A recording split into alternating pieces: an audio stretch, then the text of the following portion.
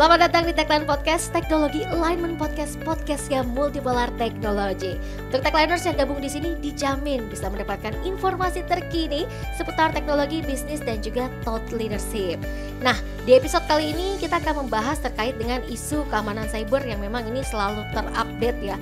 Pergeseran definisi ada di sini. Karena tentunya ini kalau kita bicara keamanan cyber ini berubah-ubah dari masa ke masa.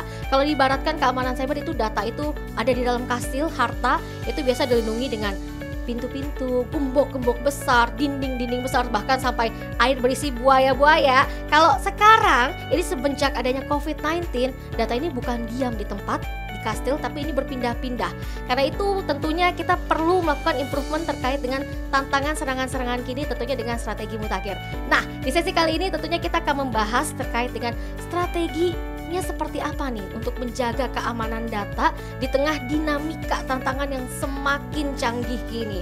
Jadi kalau kita simpulkan, ini pembahasannya akan sangat-sangat insightful. Jadi siap-siap karena isinya daging semua nih ya. Dan kita akan bahas spesifik di financial services industry, walaupun sektor-sektor lainnya pun sangat penting. Tapi kalau kita bicara terkait dengan keamanan data ini regulasinya banyak di sini, dan kita akan kupas lebih dalam di sini bersama dengan para pakar di sini. Dan kalau saya bisa simpulkan, saya bisa bilang episode kali ini spesial nih. Karena apa? Karena ini merupakan eksklusif dialog. Kalau biasanya saya ngobrol dengan 2 narasumber, kali ini ada 3 narasumber. Ini langsung saja saya perkenalkan, beliau ini bisa dibilang pakar, ahli, praktisi. Takut gak tuh? Ya, beliau merupakan seorang cyber security strategist, Chief Information Officer, CISO. Pengalamannya sudah lebih dari 20 tahun. Saya langsung sapa Pak Faisal Yahya. Sehat Pak? Sehat, terima kasih Bu Sandra. Luar biasa, terima kasih Pak sudah join di sesi podcast kali ini. Terima kasih sudah diundang juga untuk hadir di podcast ini. Luar biasa, dan tentunya bertemu lagi dengan Pak Oki. Pak, sehat? Ya, sehat. Selamat datang juga Pak Faisal, pertama kali di rumah kami, rumah Techline Podcast. Wah. Terima kasih Pak. Ya, tentunya Pak Ignatius Oki ini sebagai solution architect dari PT Multipolar Technology. Dan tentunya di sini juga ada Pak Aditya Riga selaku security technical specialist dari IBM Indonesia. Betul. Halo Pak. Halo. Ini kalau sudah ada para pakar di depan saya, rasanya saya langsung pengen kabur. Oke. Saya langsung pengen jump in ke pembahasan nih ya. Oke, ini kalau kita bicara terkait dengan transformasi digital di Indonesia, ini menunjukkan kemajuan yang luar biasa, terutama di sektor keuangan. Dilihat dari mana? Data Bank Indonesia, transaksi keuangan elektronik ini melampaui 300 triliun pada tahun 2022. Trennya berlanjut di tahun 2023, ada adopsi lagi KRIS. Nah, ini lebih dari 30 juta merchant menggunakan untuk transaksi sehari-hari. Dan kalau kita lihat lagi data terkait dengan landscape digital di Indonesia ini, berdasarkan riset, penetrasi internet ini mencapai 77% populasi pada tahun 2023. Makanya ini banyak orang termasuk saya ya semakin mudah akses mobile banking, kemudian juga investasi digital sampai dengan pinjol. Tapi tantangannya ada, balik lagi nih. Berdasarkan data BSSN, 976 juta serangan ada di tahun 2022. Maka dari itu balik lagi, tentunya kita perlu memperkuat langkah-langkah perlindungan cyber. Di samping itu juga lembaga-lembaga pengatur seperti OJK dan juga BI ini mengembangkan kebijakan yang adaptif. Nah, saya mau nanya ke Pak Faisal. Pak, bagaimana sih institusi keuangan di Indonesia ini dapat secara proaktif mengatasi ancaman cyber untuk melindungi perubahan digital sekaligus membangun kepercayaan konsumen di tengah berbagai kasus terkait dengan keamanan? Terima kasih Bu Sandra, menarik pertanyaannya. Saya mulai dari mindset dulu. Kita ngerubah mindset dari bahwa yang namanya cyber security udah nggak lagi bisa reaktif. Jadi kita harus ngerubah nih mekanisme pemikiran kita, pola pikir kita menjadi proaktif. Ya, dan konsep dari sisi proaktif ini bisa untuk memperkirakan serangan tersebut 2-3 langkah sebelum terjadi. Ya, nah ditambah sekarang dengan kompleksitas, dengan jumlah data, variasi yang luar biasa, ini menghabiskan banyak sekali waktu. Makanya yang pertama kali harus dilakukan dari perusahaan adalah memiliki sistem analitik untuk bisa melihat adanya perubahan trending. Itu yang pertama. Yang kedua, fungsi analitik yang kita bangun ini pada akhirnya memberikan keluangan banyak waktu sehingga SDM bisa kita tingkatkan. Jadi SDM ini bisa lebih cenderung untuk meningkatkan. Kalau saya bilang investasi perusahaan itu hanya masuk ke perangkat atau ke otak orang. Jadi kalau kita mau invest pertahanan itu biasanya kita tinggal lihat prosentasenya, mana yang mau kita besarin prosentasenya. Jadi SDM itu kita tingkatkan dengan banyaknya keluangan waktu yang kita berikan sehingga otomatisasi udah berjalan dan pada akhirnya kepakaran mereka juga terbangun. Itu faktor yang kedua. Lalu kemudian faktor yang ketiga, kita nggak bisa pinter sendiri di cyber security. Kita mesti kerjasama sama semua institusi. Ada vendor, ada semua pihak. Jadi mungkin kalau saya ambil istilahnya kayak terminologi dari quadruple helix lah barangkali. Academic, business, government, dan community. Itu 4 itu saling memberikan sinergi atau insight terhadap apa yang perusahaan-perusahaan perlu lakukan. Nah, kita saling belajar bareng-bareng gitu ya, sehingga pada akhirnya kita bisa memiliki satu pertahanan yang nggak hanya bagus, namun juga konsisten dan berkesinambungan berkembang. Ya, faktor itu. Lalu kemudian di sini terkait dengan pemerintah memberikan aturan-aturan tertentu yang mempengaruhi perubahan dinamika hajat hidup orang secara umum. Ya, katakanlah misalnya yang baru-baru ini ada undang-undang data privacy. Misalnya yang dirilis pemerintah itu kan dengan tujuan untuk menjaga. Kalau kemarin kan company hanya mengukur tingkat risiko cyber security berdasarkan komponen data yang loss. Tapi kalau sekarang kan harus dikaitkan kepada data konsumen. Di situ ada yang kita sebut dengan PII, ada yang kita sebut PHI kalau healthcare misalnya ya. Personal Identifiable Information atau Private Health Information kalau PHI. Nah, dua hal ini menjadi sekarang hal yang perlu diperhatikan nih sama perusahaan. Nah, otomatis cara memperhatikannya kan memanfaatkan dari sisi analitik gitu. Yes. Jadi kita perlu punya sistem, kita perlu punya orang yang pandai-pandai dan terus berkembang. Kita perlu kerjasama dengan komunitas, dengan pemerintah, dengan akademik. Dan juga pada akhirnya kita mengikuti peraturan yang dikeluarkan oleh pemerintah. Mungkin demikian Bu Sandra. Oke, lengkap sekali Pak. Lengkap sekali, terima kasih. Pada intinya ini dari reaktif sekarang menjadi proaktif, selangkah lebih maju lah ya Pak. Langkah-langkah lebih maju. Oke, saya geser ke Pak Adit Pak. Dengan berbagai data tadi, tingginya tingkat penetrasi, adopsi layanan keuangan, ini bagaimana sih solusi IBM dapat memastikan perlindungan data khususnya data sensitif? Betul. Ya, yang pertama tadi penjelasan dari Pak Faisal cukup panjang dan cukup merangkum semuanya gitu. Ya, tapi kalau kita bicara soal data perlindungan data gitu, data privacy atau data protection, nah itu sebelum ke sana yang perlu kita bangun yang tadi mindset itu. Mindset dari yang reaktif menjadi proaktif. Nah, untuk dari reaktif menjadi proaktif itu, nah itu ada beberapa komponen yang terlibat. Yang pertama dari people, proses, kemudian dan teknologinya gitu.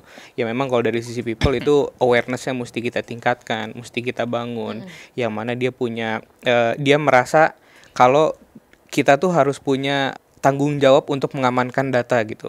Nah, kemudian dari sisi proses, nah kalau misalkan proses berjalan optimal, secara nggak langsung, secara pengolahan data pun itu akan lebih secure gitu.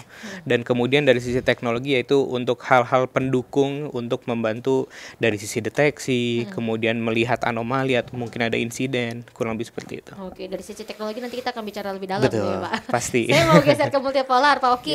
Terus bagaimana Pak implementasinya nih dalam hal strategi keamanan tersebut untuk melindungi informasi secara efektif? Nah, sekarang kalau kita bicara tentang strategi, sebenarnya tadi Pak Faisal secara tidak langsung sudah menyebutkan gimana kita yang dulunya itu kita bersifat reaktif, kalau ada kebakaran kita baru panggil pemadam kebakaran. Sekarang kita dituntut untuk 1 langkah, 2 langkah lebih maju daripada kejadian itu sendiri. Memprediksi kebakaran. Memprediksi. Jadi kita lebih memforecast atau memprediksi setelah ini ada hujan nggak ya? Setelah ini ada kebakaran atau tidak ya? Setelah ini data kita ada yang bocor atau enggak ya? Keren ya? Terhadap perlindungan data kan sebenarnya. Dan bicara tentang data yang mau kita lindungin itu sama aja kayak kalau saya ambil contoh, kita mesti tahu dulu nih apa sih yang kita mau lindungin, apa yang kita lihat itu penting, apa yang tidak. Jangan-jangan selama ini kita cuman melindungin apa yang kita anggap itu penting, tapi padahal tidak sepenting itu. Nah, tadi Pak Faisal juga menyebutkan ada PII, ada PHI untuk health information. Nah, itu kan yang memang dirasa sebuah data yang sensitif ya. Jadi itu mengikat ke data seseorang, data individu dan sebagainya. Tapi tidak semua perusahaan itu melihat itu sebuah yang penting.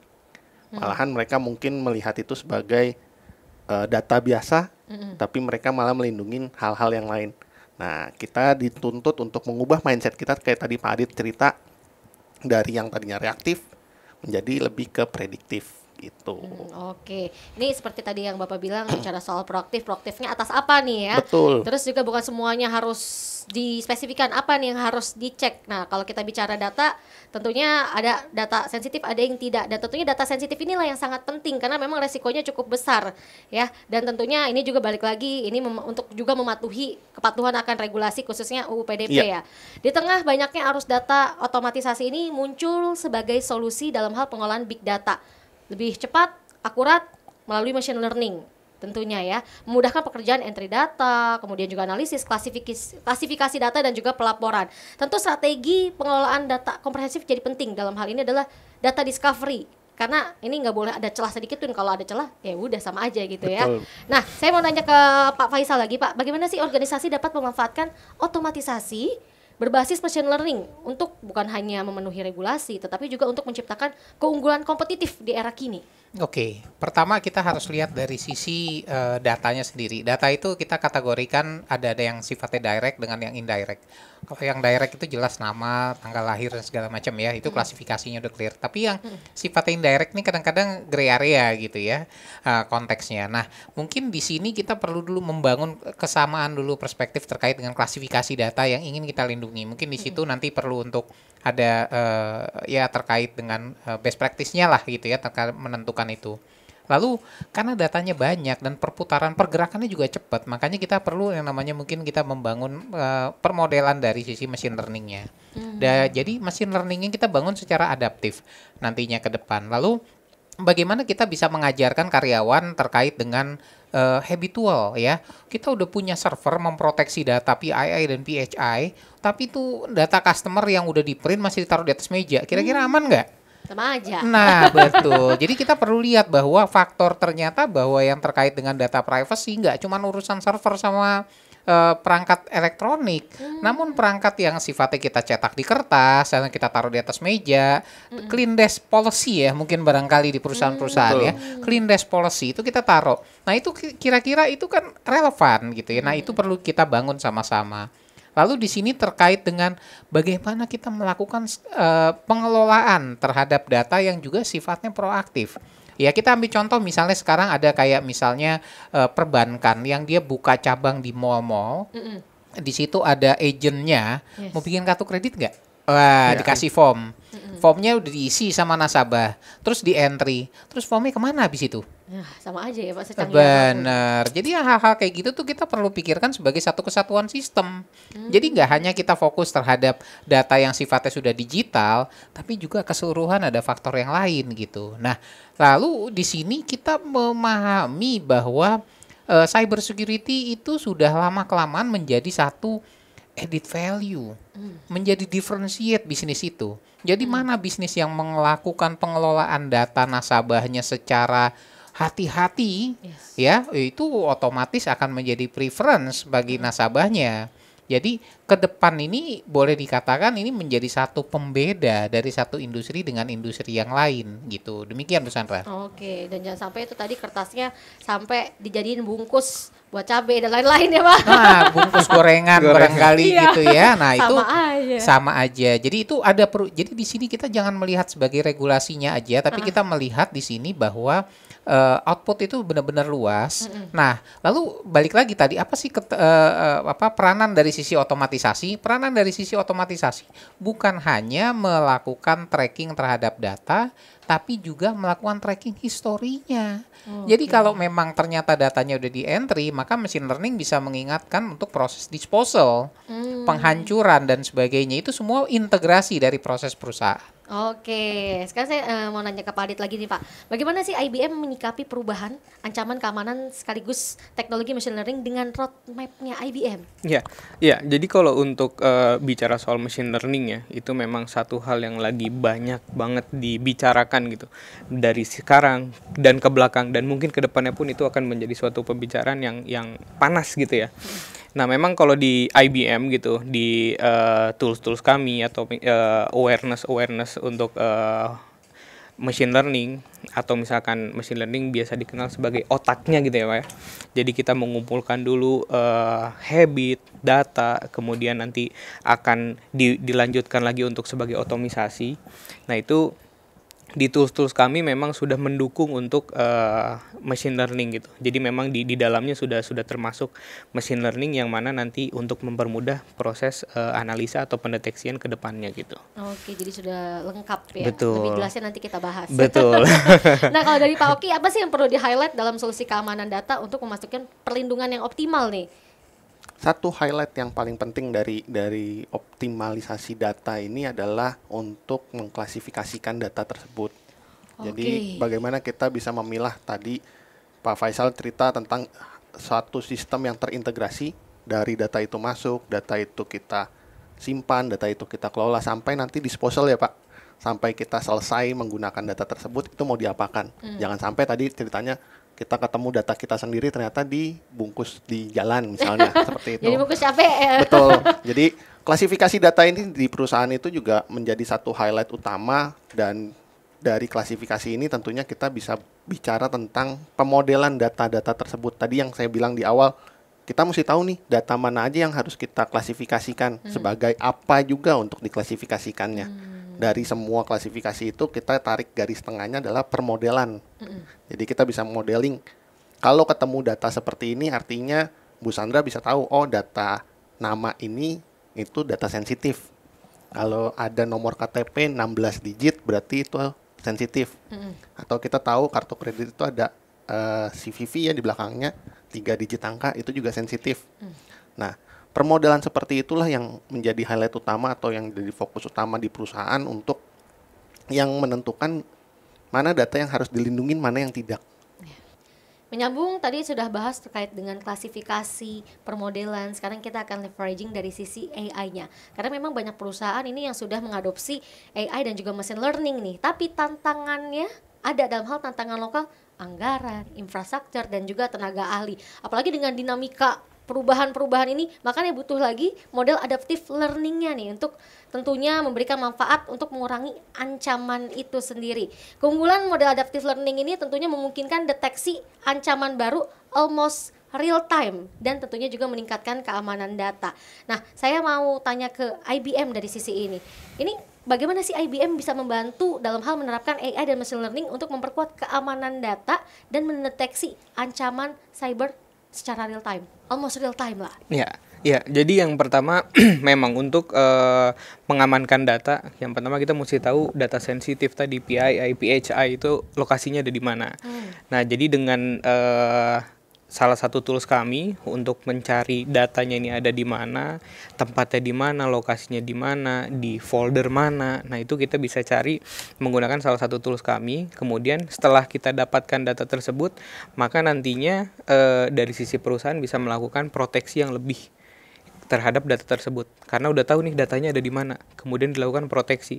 Nah, dari model yang tadi udah kita buat, kemudian nantinya akan membantu untuk pencarian data tersebut, dan modelnya pun akan terus diperbaharui karena terkait datanya pun akan terus diperbaharui. Jadi modelnya pun tetap mesti diperbaharui untuk mengetahui ada data apa lagi nih, ada data yang masuk baru lagi nih gitu. Nah, itu tetap mesti dilakukan pembaruan data, dan itu dari tools kami memang secara otomatis itu akan melakukan adaptive machine learning tadi gitu. Oke, seperti konsep dari keamanan data itu sendiri ya, selalu berubah, terupdate ya. Nah, mungkin boleh dilengkapi Pak Oki, dalam peran AI di operation ini bagaimana teknologi bisa memperingan kerja tim khususnya di keamanan cyber? Untuk dari tim sendiri secara pekerjaan itu kita bisa lihat bahwa tadi dibilang setelah kita klasifikasikan data pertama tadi, setelah itu kita mencari data itu ada di mana.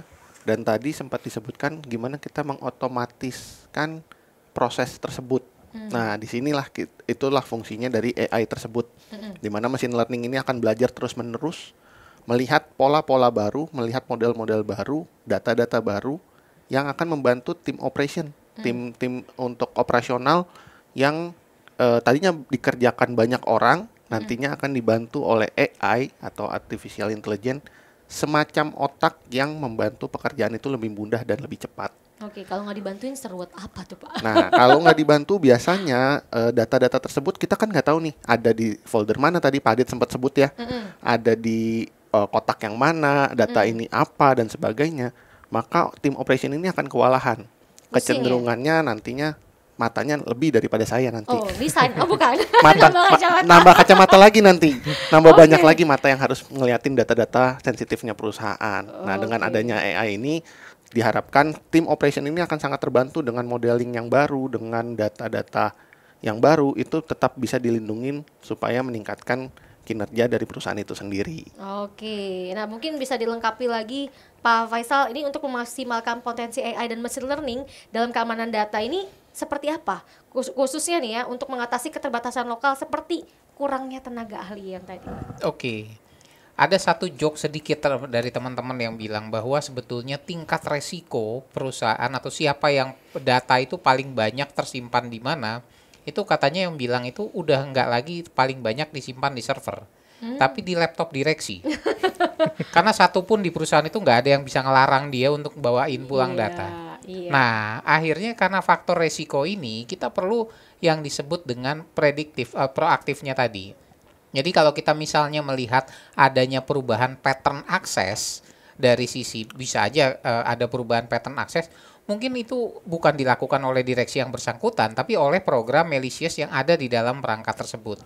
Nah, itu hanya bisa dideteksi dengan yang tadi, karena nggak ada satupun karyawan yang berani deketin direksi, Pak, akses apa kemarin? Nggak mungkin. Iya. Jadi kita perlu lihat di situ satu faktor realita. Jadi di sinilah peranan otomatisasi bisa kita bangun sedemikian rupa. Ya, jadi konsisten kita kembangkan permodelan tersebut, kita pertahankan. Lalu kemudian di sini terkait dengan skillnya dari sisi humannya ya. Nah, kita perlu berangkat pada satu kenyataan bahwa setiap perusahaan memiliki risk posture yang berbeda. Jadi risk posture perusahaan itu unik.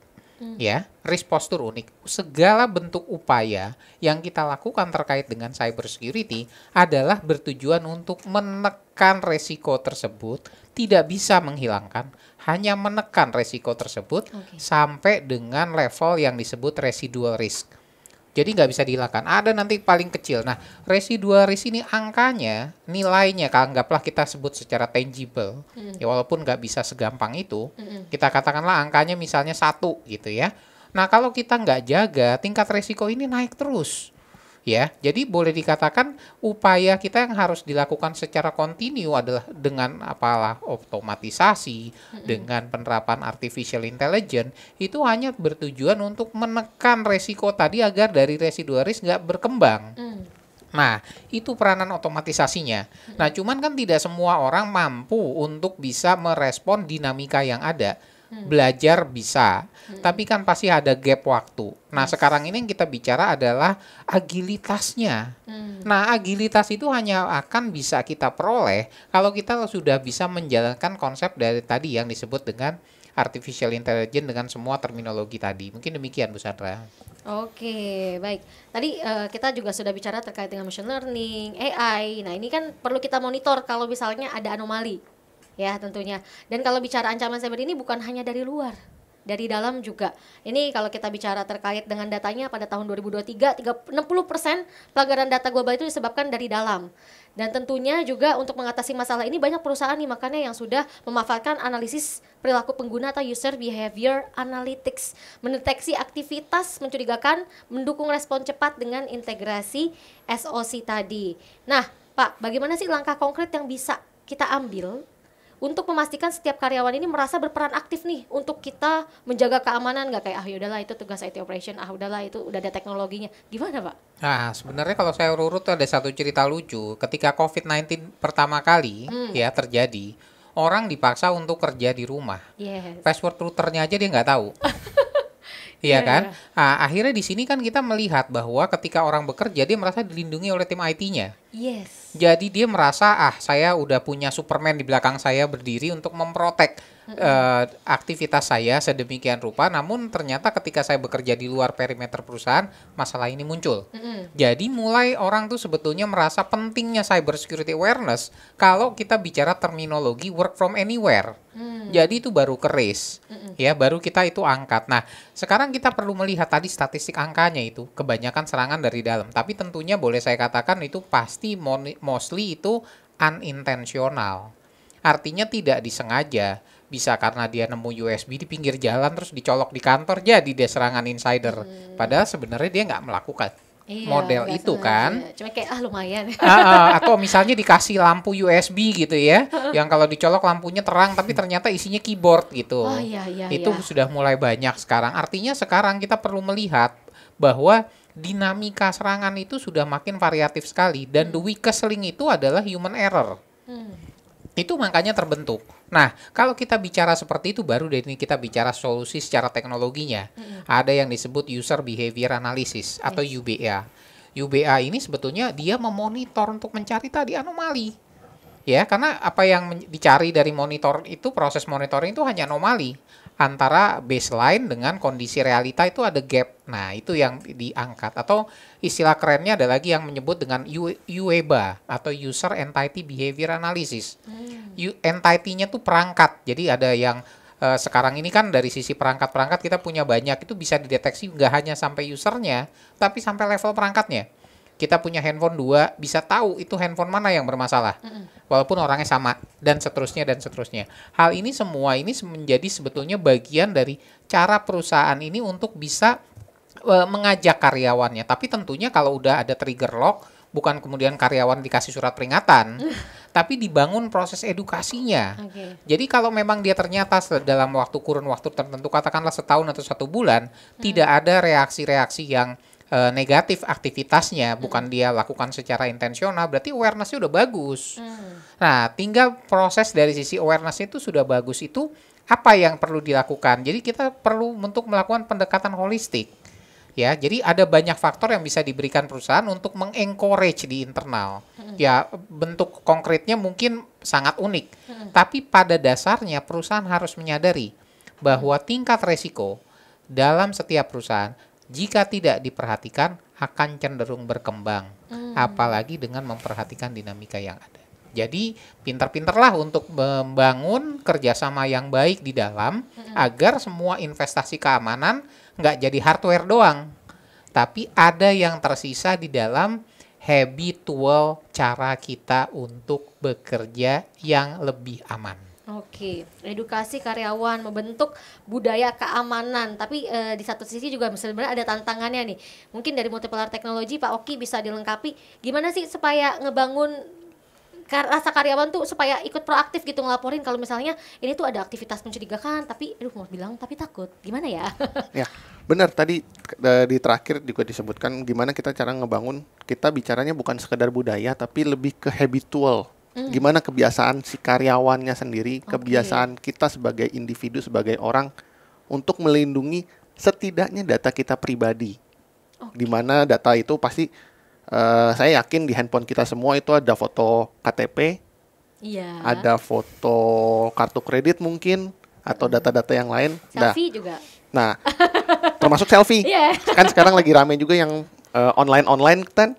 Itu. Jadi itu juga bagaimana kita perusahaan mendorong si karyawan dengan pendekatan membangun awareness tersebut, meningkatkan kesadaran si penggunanya untuk menjaga semua data yang dia miliki dulu, lalu dan juga menjaga data-data yang ada di entity atau di perangkat-perangkat mereka, di mana bisa aja tadi dicontohkan ceritanya Pak Faisal kan. Kita ketemu USB misalnya atau USB lampu dikasih souvenir, kita nggak tahu ternyata di situ ada keylogger yang mana itu ternyata terhubung ke negara tertentu lah untuk diambil data-data yang kita itu yang disebut unintentional. Kita tidak tahu bahwa kita sendiri dimanfaatkan. Nah, perusahaan tuh berhak untuk mengajarkan kepada karyawan-karyawannya untuk lebih aware, lebih waspada terhadap data dan metode penyimpanan atau penggunaan data-data tersebut. Jadi mungkin setiap hari atau setiap quarter misalnya dilakukan awareness tertentu, peringatan, atau tadi sempat kita dengar di awal-awal cerita kita, ngobrolan kita bicara tentang clean desk policy misalnya, bagaimana kita tidak meninggalkan jejak-jejak data digital kita sembarangan tempat. Jangan sampai, kalau dulu saya pernah tahu bahwa password saja suka ditempel di monitor, di kertas, di memo. Nah, yang seperti nah, seperti itu kan, itu sesuatu yang bisa dikatakan budaya yang sudah lama kita tinggalkan saat ini. Nah, ini perusahaan tuh mendorong untuk kita lebih clean desk, kita lebih waspada terhadap data-data kita saat ini, Sehingga terbangunlah security awareness supaya kita tidak merasa bahwa di belakang kita ada tim IT yang Superman melindungi kita lagi. Oke. Seperti itu. Nah ini kita bicara dari segi people, proses. Nah dari sisi teknologinya IBM ini bagaimana sih IBM membantu organisasi dalam mendeteksi dan merespon ancaman dari dalam dengan lebih cepat dan akurat melalui integrasi SOC tadi? Ya, jadi yang pertama memang soal teknologi itu salah satu hal yang penting juga, tapi people dan proses juga gak kalah penting gitu. Memang awareness itu penting gitu. Kayak tadi yang sempat disampaikan Mas Oki, naruh password masa di layar monitor gitu kan. Maksudnya memang kalau misalkan insider attack gitu, misalkan dari teman kerjanya ngelihat ini passwordnya ini nih, bisa dia masuk nih pakai password yang dia tulis di sana gitu kan. Nah memang hal tersebut sudah lama ditinggalkan dan itu pun suatu hal yang perlu dimonitor gitu. Jadi dari segala kegiatan behaviornya seperti apa, misalkan saya punya monitor atau laptop sendiri, nah itu dilakukan dalam day to day-nya itu seperti apa, diakses dari mana, dengan jaringan dari mana kayak gitu. Terus yang biasa saya akses ya let's say misalkan data apa atau misalkan database apa gitu. Nah itu hal-hal tersebut mesti dimonitor. Yang pertama tadi saya sempat bilang soal kita udah mengetahui nih datanya ada di mana, kita discovery dan kemudian kita monitor siapa yang mengakses data tersebut gitu. Jadi nggak hanya kita mengetahui di mana, tapi next actionnya itu ya kita melakukan monitoring terhadap data tersebut gitu. Jadi siapa yang melakukan akses, apa yang dilakukan di dalamnya, siapa yang melihat gitu, dan sedetail apa yang dilihat, apakah dia melihat seluruh datanya. Kayak misalkan ada suatu tim tapi yang nggak ada hubungannya sama kekaryawanan, dalam artian dia bisa akses ke database karyawan, list karyawan dengan salary sekian misalkan. Nah itu dia bisa mengakses ke sana kan, itu kan suatu hal yang tidak seharusnya dilakukan, yang mana berhubungan dengan otoritas gitu. Nah hal tersebut mesti dilakukan monitoring. Dan kemudian setelah dimonitor misalkan ada kejadian yang anomali gitu, yang itu bisa disebut sebagai insiden. Nah itu makanya komponen-komponen tadi itu perlu dilakukan integrasi. Jadi dari activity tersebut kita lakukan integrasi ke SOC misalkan. Itu sebagai alert kalau misalkan ini ada behavior yang tidak biasa dilakukan gitu. Nah itu bisa ditindaklanjuti lebih lanjut. Kurang lebih seperti itu. Karena kalau bicara tentang anomali itu nggak cuma bicara tentang apa dan siapa yang mengakses ya. Itu bicara juga tadi Pak Faisal sebut work from anywhere ya Pak sekarang, bukan work from home lagi ya. Jadi dari mana aja, pertanyaannya perusahaan tahu nggak kapan data-data tersebut atau data berbahaya itu diakses. Nah itu teknologi. Itu adalah teknologi yang tadi Mas Adit sempat sebutkan, di mana kita monitor data itu selain kapan dia diakses atau siapa yang mengambilnya nih. Seberapa jauh data tersebut dilihat. Jangan-jangan ada karyawan yang memang dia berusaha menjatuhkan orang lain karena iri melihat tadi data karyawan gajinya. Itu faktor penting juga. Nah di samping itu, kalau kita lihat akses yang dilakukan terhadap satu data yang jumlahnya sedikit-sedikit itu cenderung nggak terdeteksi. Iya. Kecuali kalau masif semua data diakses, sistem akan bangun. Tapi kalau cuma perintilan kecil-kecil gitu ya, nggak bangun sistemnya. Nah itu juga mungkin menjadi satu tantangan lain nanti ke depannya. Betul. Makanya tadi ada pembahasan terkait machine learning juga. Jadi hal-hal yang kecil tersebut itu bisa terdeteksi juga. Sebuah dinamika. Betul. Yang harus dipelajari lagi. Dan memang kalau misalkan bicara soal cyber security itu bukan hal yang simple dan cepat gitu. Karena itu bisa melakukan proses journey. Jadi nggak langsung bisa stable gitu. Tapi memang ada prosesnya dari kecil, kemudian semakin besar, semakin kompleks, dan itu setiap perusahaan gitu, itu punya modelnya sendiri-sendiri. Jadi nggak bisa disamaratakan seperti apa, nah tapi yaitu punya seninya sendiri-sendiri gitu. Jadi yang bisa mengerti ya hanya internal saja gitu. Oke, dan tadi kita juga sudah bahas bahwa setiap perusahaan ini memiliki tingkat resiko yang berbeda-beda dan tentunya ini juga yang unik seperti itu dan berubah-ubah, maka dibutuhkan lagi analitik selanjutnya. Jadi kalau permodelan yang sudah dibentuk ini ada perubahan, ya diperbarui kembali seperti itu. Dari Pak Adit, bagaimana sih IBM ini membantu perusahaan memanfaatkan analitik canggih ini? Bagaimana, seperti apa? Iya, jadi kita nggak bisa langsung masukin analitik yang canggih gitu. Ya memang kita mesti yang pertama dilakukan assessment gitu. Jadi kita mesti tahu dulu, karena kan tadi saya sempat bilang setiap perusahaan tuh punya punya dasar yang beda-beda gitu, dan kondisi yang berbeda-beda, dan resiko pun yang berbeda-beda gitu kan. Nah jadi kita memang pertama perlu lakukan assessment. Jadi kita lihat apa yang ibaratnya perlu ditambal gitu ya. Nah jadi dari situ kita lihat apa yang perlu ditambal, nanti kita coba petakan gitu. Nah kayak contohnya kayak misalkan kita belum tahu nih nyimpen data sensitif ada di mana.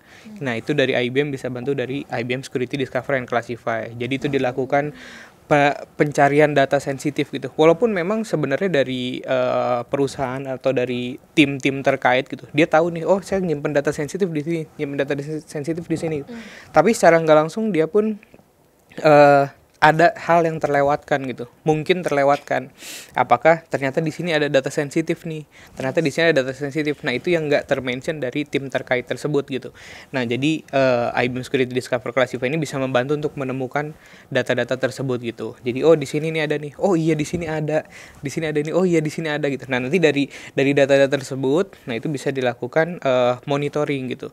Nah jadi sudah kita tahu nih data-data yang ada di mana. Nah dari pengelompokan itu bisa diintegrasikan dengan ada namanya Guardium Data Protection. Nah, dari Guardium Data Protection ini kita untuk memonitor aktivitas dari data-data tersebut, atau aktivitas siapa yang mengakses, apakah dia bisa akses gitu. Jadi nggak cuma kita monitor dia melakukan akses atau enggak, tapi kita juga bisa melakukan blocking ya. Jadi kita block. Jadi pada saat dia melakukan akses, gak bisa akses karena dia bukan orang yang punya otoritas untuk akses ke sana gitu. Dan kemudian kalau misalkan oke, dia boleh akses tapi dia nggak bisa lihat semua, kayak yang tadi saya sempat bilang ada yang mengakses ke table salary gitu. Oke, dia bisa masuk ke sana. Nah tapi di sana dia di-masking gitu. Jadi oke, mungkin salary-nya kelihatan nih, tapi employee ID-nya nggak kelihatan, atau misalkan emailnya nggak kelihatan. Nah kayak gitu contohnya, itu di Guardium Data Protection. Jadi nggak cuma itu, ada lagi kita bisa melakukan monitoring atau kita men-scan ada celah keamanan di mana. Jadi salah satu fiturnya itu namanya vulnerability assessment.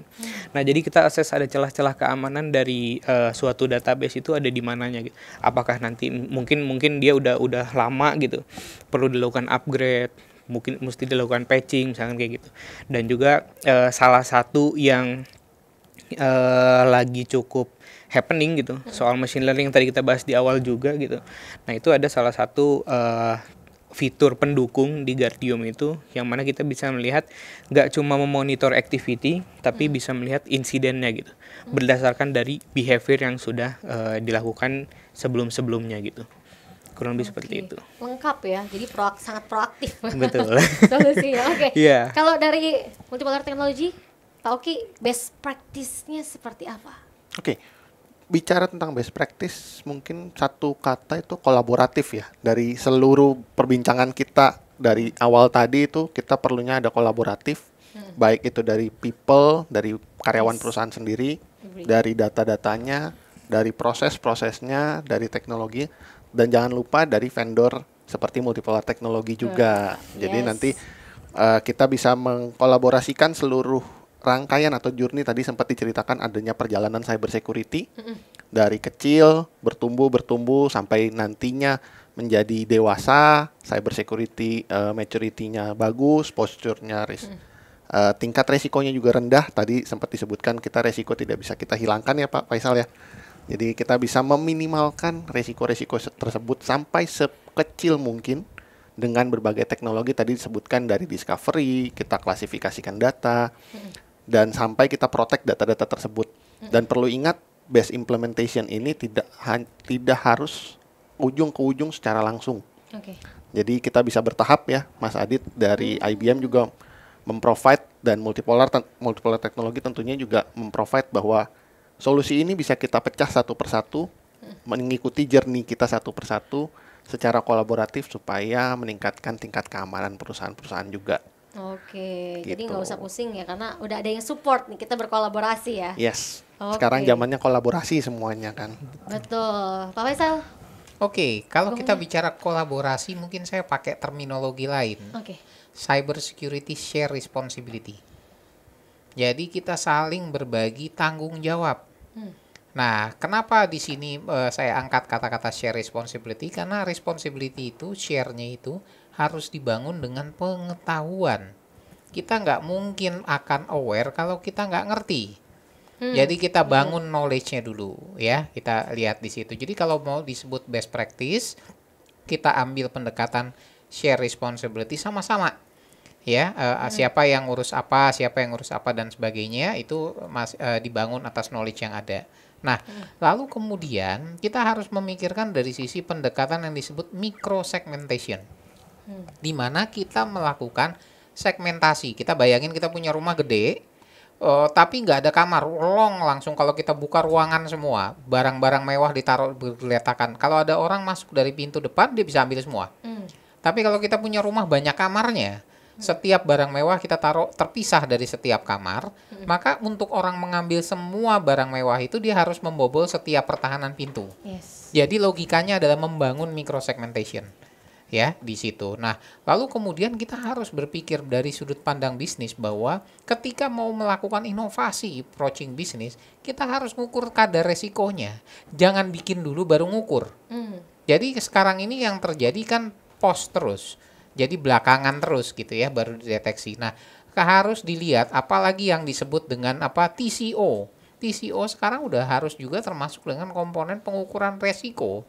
Jangan kita menghitung beban biaya hanya akuisisinya aja, tapi faktor resikonya ke depan itu juga konsen. Itu juga satu yang disebut best practice yang perlu kita sama-sama pikirkan. Jadi relevansi ya ke depan. Nah, kita tahu bahwa yang namanya cyber security kayaknya ora kelar-kelar. Jadi berkembang terus dengan dinamisasi tertentu ya. Kalau dulu misalnya ada sistem pembayarannya harus digesek, sekarang tinggal di tap aja pakai NFC, RFID ya udah canggih sampai kita lihat ada video cuplikan di internet ya, orang dari belakang ditempelin reader tahu-tahu udah bisa ngecas sendiri. Itu kan dinamika-dinamika baru dan itu semua tidak hanya bisa ditutup dengan faktor teknologi tapi people-nya juga harus dikembangkan. Nah, yang sekarang peranan perusahaan apa nih? Peranan perusahaan adalah sebagai pengawas dari semua dinamika. Dinamika yang terjadi di sini yang memang berubah, mana yang ada relevansinya dengan bisnis mereka, tolong itu dipikirkan. Kita nggak perlu menjadikan istilahnya cyber security itu, kalau saya biasanya ambil 3 kata, fear, uncertainty, and doubt, FUD. Nah, 3 hal itu membuat cyber security, kalau setiap ada sesi cyber security, pendengarnya kagum, ngerti nggak? Nah, jadi karena faktor fear tadi, jadi kita coba untuk hilangkan, kita membangun awareness, nanti dari para misalnya solution provider bisa memberikan pendekatan-pendekatan yang lebih strategik, efisien, efektif. Efektivitasnya kita ukur di situ. Dan nanti ada celah-celah yang bisa diisi, masukkanlah dari sisi faktor humannya dengan secara konsisten mengembangkan teknologi. Jadi kalau kita bicara cyber security ini kayak orkestra, Bu. Jadi masing-masing punya alat musiknya. Tapi kalau satu orang bunyi sendirian, musiknya nggak bagus. Tapi kalau semuanya itu bisa berbunyi dengan aturan yang udah disepakati di awal, jadilah lagu. Jadi aransemen cyber security ini adalah nyanyian bersama dari semua pihak yang tadi disebut share responsibility tadi. Teknologinya ada, people-nya ada kondukturnya di depan yang pakai tongkat kecil. Nah, konduktur itu adalah para strategisnya di perusahaan, apakah pemimpin, pengambil keputusan terkait dengan cyber security gitu ya. Sehingga dengan demikian, dengan adanya konduktur yang bisa berfungsi maksimal itu, tidak ada pihak yang saling disalahkan. Kalau ternyata terjadi insiden, semuanya saling memberikan kontribusi. Mungkin sebagai takeaway terakhir mungkin terkait dengan sisi best practice ya, cyber security is a binary. Either you have it or you don't have it at all. Never in between. Jadi kalau sedikit aja ada celah keamanan yang terbuka, maka itu akan menjadi potensi serangan masuk. Tidak mungkin satu orang atau satu departemen bisa mencari setiap lubang titik kecil yang tadi seukuran mata jarum barangkali ya.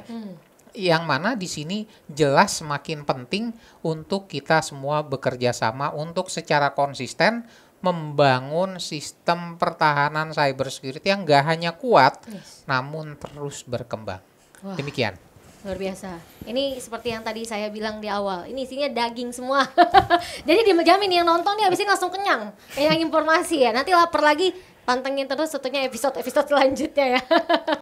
Baiklah, demikian perbincangan sesi podcast kita kali ini, tentunya terkait dengan bagaimana sih strategi termutakhir ya untuk melindungi data di tengah tentunya dinamika tantangan cyber kini. Dan tentunya ini kalau saya rangkum dari ketiga pembicara luar biasa kita hari ini, yang perlu diingat adalah keamanan ini bukan tujuan akhir, melainkan sebuah proses berkelanjutan.